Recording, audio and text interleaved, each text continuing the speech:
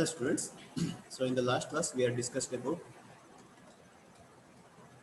the formation of oxides, hydroxides of P block elements. So in today's class we will discuss about the diagonal relationship between boron and silicon. So here, as I said in the last class, in the periodic table, the P block elements, especially in the P block elements, they show diagonal relationship. That means here the element with the diagonal in position. For example, boron and silicon.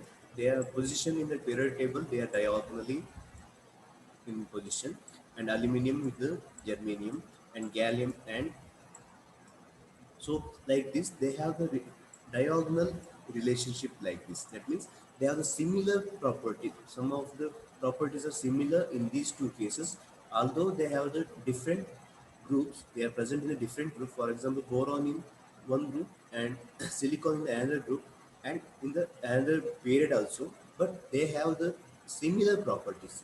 So this property is called diagonal relationship. And here today we are discussing about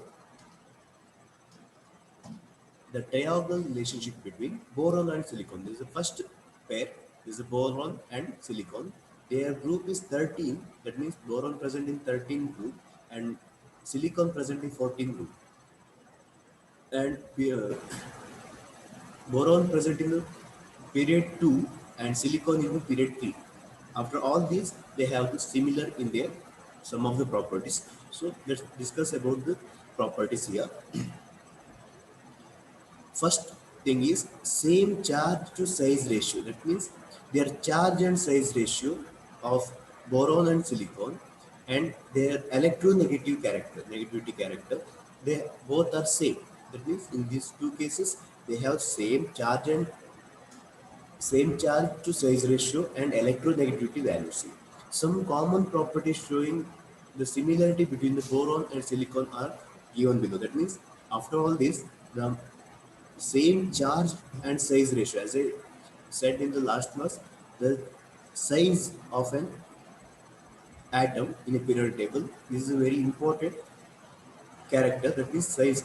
Almost all the uh, chemical and physical properties are depend upon the size of the compound here. But here they have the similar size. That means charge size ratio. Because of this character, they show the similarity between these two compounds. So the causes. That means diagonal relationship causes some of the properties, similar properties. There, first one is combination with the metals. That means the boron and the silicon they combine with the metal. Okay, they combine with the metal in similar way. That means both the elements can easily combine with the metals like magnesium and forms borides and silicates here respectively. That means boron, which reacts with the magnesium, and boride will form here, and silicon with magnesium, and it forms silicide. So here, these two are the reaction. So this is the first property, the similar property. This is the combination with the metal, and this is the reaction here. So they have the similar reaction, but the combination is different. That means here combine with the 3 magnesium and here with the 2 magnesium. This is because of their oxidation number, change in the oxidation number. But their reactivity of the metal is same. But they form the different combination of magnesium and their compound. But the reaction is similar here. Okay, don't confuse. So here number 3, that means magnesium combined with the 2 boron is 3 and here only 2, not like that. So it is the stoichiometric value is different here, but their reaction is similar in both the cases. Then next one is oxides. That means the boron and silicon combine with the oxygen at a elevated temperature. That means at the elevated temperature to form the stable oxides. That means boron and silicon they combines with the oxygen. So here their condition, that means temperature condition is similar in both the cases and form their oxides. For example, boron which reacts with the oxygen and it gives boron oxide and here silicon oxide SiO2 and B2O3, and both the oxides are acidic and their property also same here. That means these two are the acidic in nature. Both the boron and silicon oxides are acidic in nature. And then halides.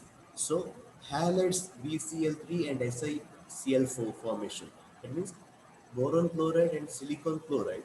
They are prepared by passing a dry chlorine over a heated mixture of their oxides. That means in both the cases we can prepare their chlorides. Is the boron chloride and silicon chloride.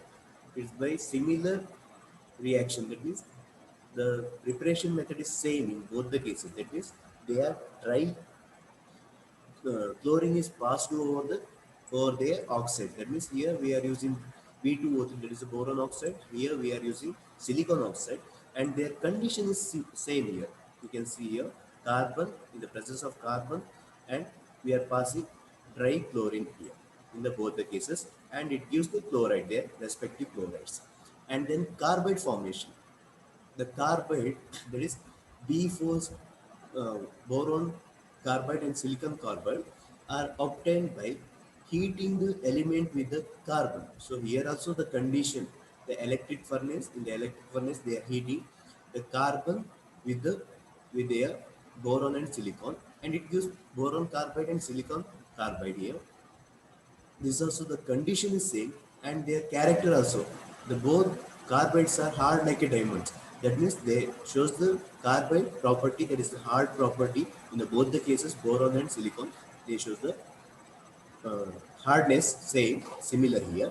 And then the formation of complexes, that means both the elements from the complexes hydrofluoroboric acid, and there is the HbF4, and hydrofluorosilicic acid, so H4SiF6. So in the both the cases, they form the fluorine compound. That means fluorine and hydrogen complexes here, and this is also similar in their nature. This is because of all these properties, because of the diagonal relationship between these two. And then hydrates, and the next one is the hydrate formation. Boron and silicon form similar type of hydrates known as boranes and silicons. Auxilians here. That means in the next chapter we will discuss about the boranes and salients. So this is a hydrate formation. In the case of boron and silicate, their silicates are similar here. And then next one is action of alkalis. So here boron vigorously attacked by the fused alkalis and to form the borates. That means boron that reacts with the alkali means they here the base, so which reacts with the base and they forms the borates here. That means sodium borate it will form, and by the liberation of hydrogen. So this is about the boron reaction with the base. So boron reacts with the base and it forms their respective borates, and then it liberates the hydrogen gas. And then the aluminum dissolves in the alkalis with the evolution of hydrogen. That means here also the formation of aluminum hydrogen and formation of soluble aluminates. So that means sodium aluminates and sodium aluminate oxides. That means gallium reacts similar. That means in all the cases, in the case of aluminum and in the case of gallium, so it reacts similarly here also. So that means they have aluminum and the gallium, they have the similar property. That means diagonal, because of the diagonal relationship they shows the similar property. These two are the reaction. Just go through the reaction. It's very simple, but you have to remember all these properties. That means this is a 4 marks question. It's a very important question. So here the causes for the diagonal relationship, that means combination with the metals is the first property. Then they show the similar property, the oxide formation, halide formation, carbide formation, and complex formation, hydride formation. So you have to remember the heading and you have to write the reaction. So here reaction is same.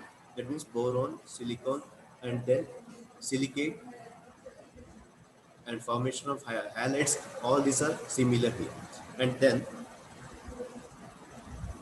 next, we have very important this 4 marks question. The diagonal relationship is the 4 marks question. Next, we have the 3 marks question. There's the electron acceptor property. and it's very important for this chapter and in your inorganic future also. That means electron acceptor property is a very easy one, easy concept, but it is very important concept. That means the formation of addition compound, for example, BF3 formation. Here, boron trifluoride molecule consists of three boron and fluorine bonds, indicates that boron atom is surrounded by the sextate state. That means with 6 electron state. That means in the diagram you can see here. That means here the the sextate state means each of the boron, here I write boron, they form a bond between the fluorine like this, 1, 2 and 3. That means each bond have two electrons. That means one pair of electron. Here two, and then here two electrons. Total electron count it becomes 6. That means the boron is surrounded by 6 electron pair. So here sextate means they have the 6 electron state. Octet state you know. That means the compound is surrounded by 8 electron. So it is a stable electron. But here we have only 6 electron. It is not stable. Okay, that means if the compound with the 8 electron means they are stable. Here the boron need another pair of electron, okay, to attain the octet state. So here after the addition of 2 electron, it will become stable. As you know, all the compounds they ready to attain the stable state. So by accepting the 2 electron boron will become stable. Okay. So there are 2 electron shortage here. That means for an octet state, the 2 electron shortage takes place. Hence boron atom BF3 molecule can accept a pair of electron. So if any compound is donating a pair of electron means it's ready to eager to accept the pair of electron. So this accepting of pair of electron is called electron acceptor property. Why they undergo or eager to accept a pair of electron to attain the octet state.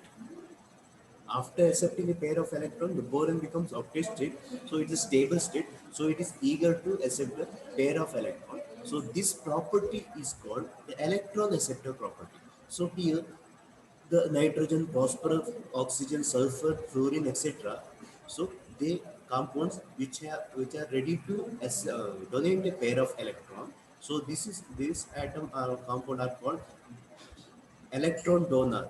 So and after the formation donation of a pair of electron, they use the compound called donor acceptor compound. So here we have the compound, for example, ammonia we have, and BH3, H2O, H2S, HF. So this all compound is ready to donate a pair of electron, and after the donating pair of electron, they act as a donor.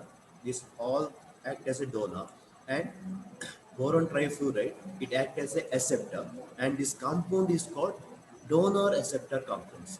Okay, and here the BF3 molecule act as a Lewis acid, that is electron pair acceptor. So you know the Lewis acid and Lewis base concept. So Lewis acid means which accept a pair of electron. This is called Lewis acid. So here BF3 act as a acceptor, a pair acceptor, electron acceptor. So it act as a Lewis acid here by accepting a pair of electron. So Lewis acid and Lewis base. Here, example we have. As I explained here, the boron trifluoride is electron acceptor, so it is a Lewis acid, and this ammonia, water, SH2, and FH, these all act as a electron donor, so it is called Lewis base here. So donor acceptor compound. After the donation of electron, a pair of electron, the BF3 molecule which accept the electron and they form a complex. This is the complex which called donor acceptor complexes. So it's very easy one. Just go through it to example. And in the exam, they will ask what is electron acceptor property. Explain with the example.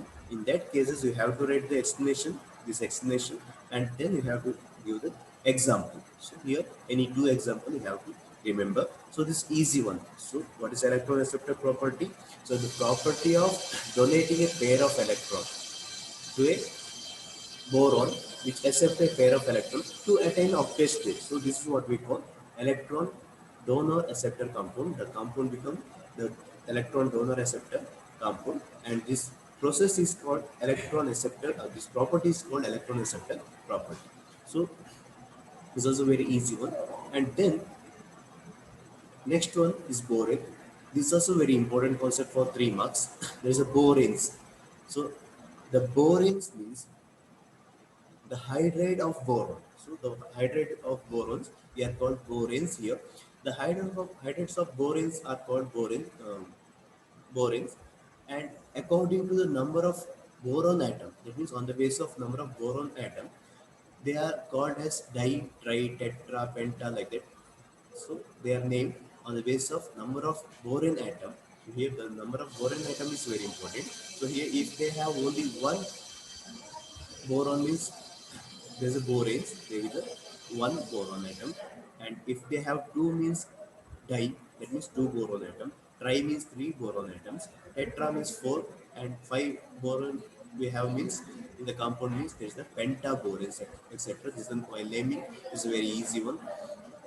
These hydrates can be divided into two series. So they are normally divided into two series depending upon their general formula, which are BnHn plus 4 and BnHn plus 6. So here the difference is the number of hydrogen atom. So here the number of hydrogen atom is varies and number of boron atom not varies. Here N is the number of boron atom. Okay, N is the number of boron atom, and then plus 6 and plus 4 means here the hydrogen difference between these two compounds is 2. That means here we are added the extra 2 boron hydrogen. Here we have only 4 hydrogen atom. So this is the general formula. For example, BnHn4, that means diborans. If we give the value of 2 in the, if n is equal to 2, then the compound becomes B2H6. That means 2 boron, they form a compound B2H6. There is a diboron compound. And then here the 6 means what? The total number of hydrogen. And then B5, the n value is 5. Then B5H9. So in the formula, in general formula, give the value of n is equal to 5, then we will get the 9 hydrogen. Same in the case of BnHn plus 6. So here, give the value of 4, that means 4 plus 6, it becomes H10. That means number of hydrogen atom is 10 here. And then 5, if we give the value of n is equal to 5, then it becomes B5H11. This is a pentaboron.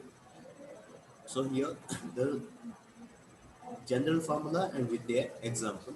This is a boron, and here we have types of bonds. That means boron have different type of bond. There's specialized bond we have. So this is very important. That means if you understood this bonding type, means you can easily deal with the borans here. That means they have the specialized bond here. That means first type is 3 center 2 electron triply bridged bond, that means BBB. So this is the bond here. Okay, and then here both the bonding electron originally belong to the boron atoms. That means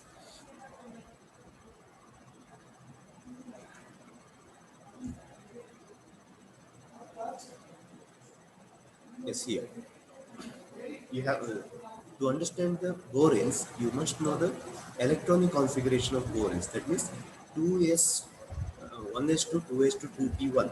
That means 1s2 2s2 2t1 is the electronic configuration of borans. So here just write the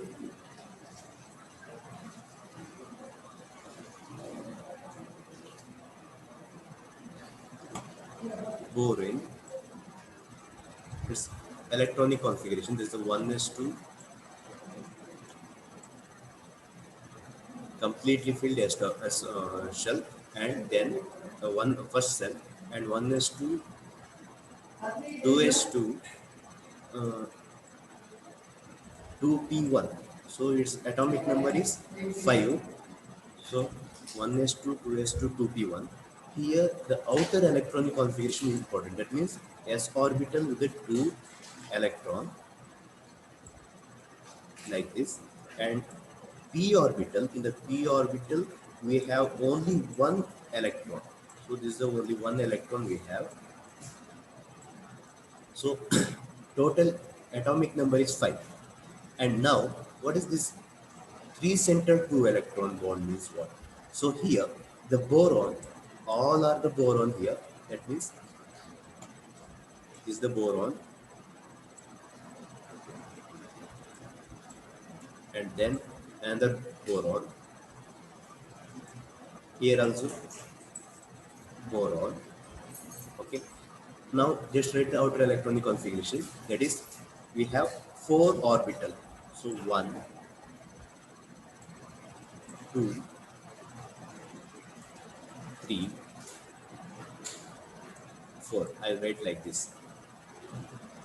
This is the 4 orbital. So it is in the ground state, and while going or in the formation of bonding, they undergo excitation. That means this 2s to 2p1, it becomes 2s1 and 2p2.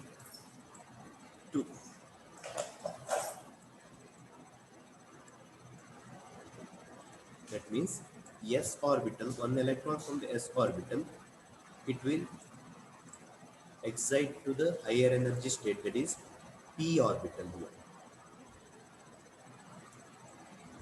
here. Here one electron will excite to higher energy orbital, is the p orbital. Now this is the excited state in the bonding. So boron will excite to higher energy state like this. That means in the 3 orbital, in the case of boron, 3 orbital which have a unpaired electron like this, and one orbital will vacant. That means it is vacant here. All three are half filled or with the unpaired electron. This is the state. So in this state, what happens? The 3 centered is what? Same in the case of all borons. Here also we have the 4 orbital.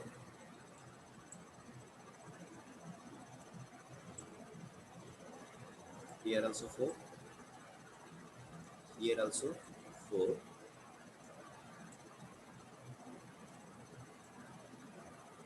And all 3 electrons, they are shared like this. That means in the excited state, one is vacant. Here also, here on orbital electron, here on electron, and one is vacant here. So 3 center 2 electron bonding means here this orbital and this orbital and this orbital, they combine and it gives a bond. So here the center, that means how many orbitals or the how many atoms involved? 1, 2, 3 borons are involved in the bonding. Okay, how many bonds are formed? The 2 bonds. So 3 centered means 3 atoms are bonded. And how many electrons are involved? So here one boron with the 1 electron, and here 1 electron. But here the electron is not involved from this boron, but only the vacant orbital involved in the bonding. That means this vacant orbitals involves in the bonding, but not the electron. So the total number of electron is 1, 2 only, but the center, that means number of atoms involved in the bonding is 3 here. So it is called 3 center. That means 3 atoms are involved. 3 center 2 electron bonding. That means 3 center 2 electron bonding. So this is what we call the 3 center 2 electron boron bridged bond. So what is bridged bond? Here this boron act as a bridge. This boron act as a bridge, and it's very simple one. Now you can say 3 centered 2 electron bent bond. What here the difference is the bridge is in between the 2 boron by hydrogen. In the first case, all the 3 atoms are boron here. Here also boron, here also boron, here also boron. Okay. The bridge is the boron. One boron acts as a bridge between these two borons.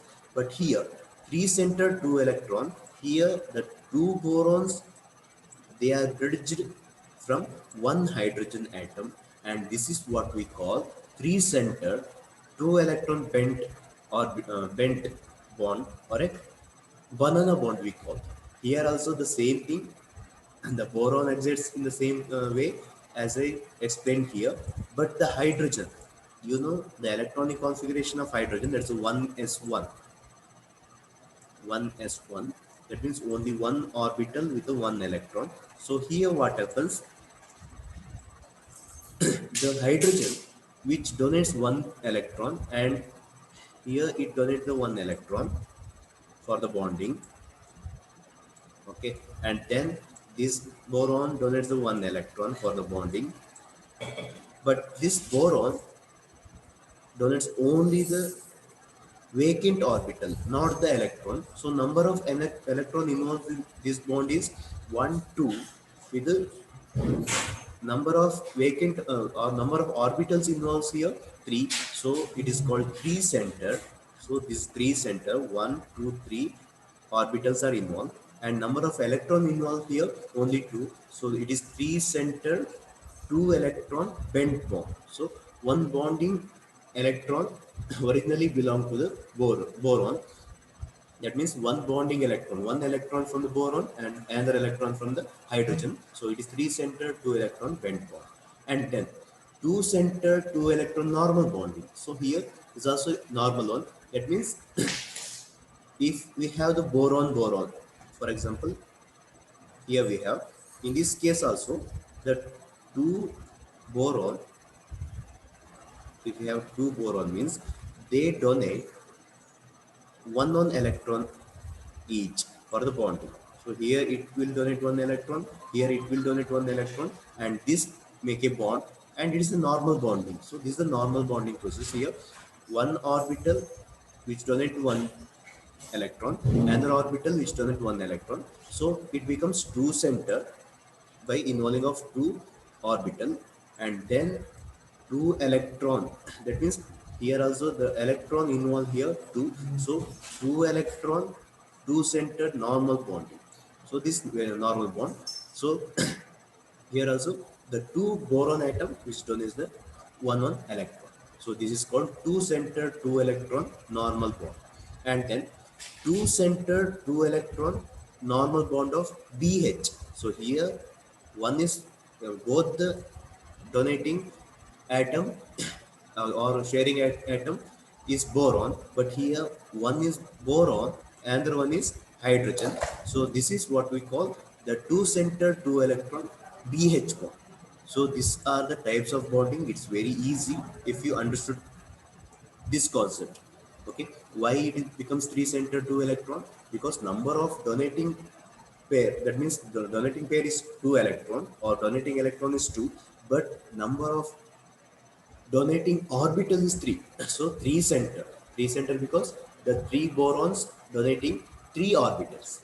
But the number of electron involved in the bonding is 3 center means 3 orbital.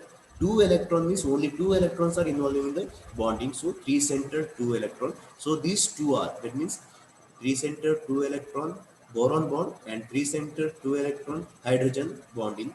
That means it's a special bonds, and other two are the normal bonding. So this called the Bohrens bonding types. So we have to know, and this is very important for the calculation of boron Bohrens electron count. So it's very important for 3 marks question. And then on the basis of this, we can calculate the Stokes number. So Stokes number is very easy one. Okay, this STYX, this all are separate. They are combined, and it is called Stokes number. So what is Stokes? STYX. So number was introduced to calculate the electron count. So it is calculate to count the electron in a Bohrens. So here first, S is the count of three centered BHP bond. So S is the how many BHP bond is present. So this we have to count. S is the number of BHP. So strike, in the case of strikes number, S for meant for BHP and T meant for BBB bond. So B stands for BBB bond and Y is for two center BB bond. So it's BB bond. And then X means number of BH2 bond. We are calculating here in the strikes number, we are calculating number of BHP bond and then number of BBB bond and then number of BB bond and then number of BH2 bond. Here this BH2 bond is common. So yes, here we have the example. So here there is no BBB bond. That means we have the BHP bond. Here it is the BHP bond, and then these two are BH2 bond. This one and this one is the BH2 bond. So this is the calculation. That means strikes means yes for BHP bond, number of BHP bond 1 and 2 here, and then there is no BBB bond. For that we yes. Yes, here we have the BBB bond. So this is the BBB bond. That means we have only one BBB bond here. Okay, I will explain why it is one. Okay, in the next class. But just for the calculation, BBB bond. So here we have the BBB bond, and then we have the BHP bond here, and then here also we have the BHB bond, and then here the BH2 bond we can calculate. So this is the difference of strikes. So we can count the number of BHB, BBB and BB bond, and then we can say the number of strikes number, that means in the form of STYX form. So that's what we call strikes number. We have this much of example for the boranes, and it's also very important for your exam 3 marks question. Okay, so this is about your strikes number, and this is about the types of bonds, and then this is about electron acceptor property. So these all are important, very important question for your exam. So just go through the theory part. In the next class, we will discuss about the diborane as an example, and we have other examples. So in that example, you can easily understand how to write the strikes number, how to calculate the BHB bond, BBB bond, BB bond, and BH2 bond, and then their preparation and properties, any two preparation and their properties and with their structure. So this is the bond count or electron count. So this much we will discuss in the next class. So I finished here for today's class. Thank you.